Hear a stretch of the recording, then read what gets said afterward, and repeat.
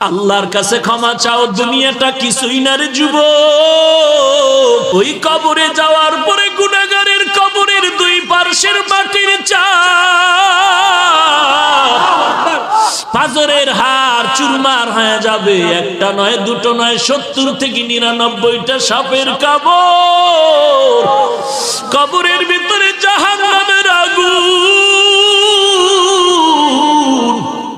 এরে বান্দা, এখনো কি আল্লাহর রাস্তায় ফিরে আসবি না?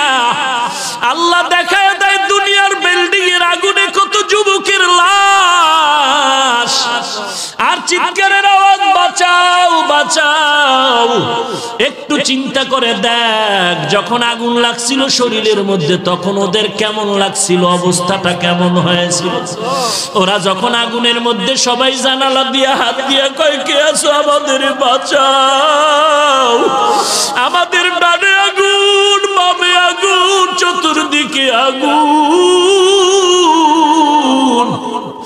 এই দুনিয়ার আগুন থেকে হাজার হাজার হাজার তাপের মাত্রার আগুন হবে জাহান্নামের আগুন। এরে যুবক, পায়ে হাত রেখে বলি, পাও দুটা আগাইয়া দাও। আমি তোর পায়ে ধরে বলি, আর গুনাহ করিস না রে যুবক, আর গুনার পথে যাইও না।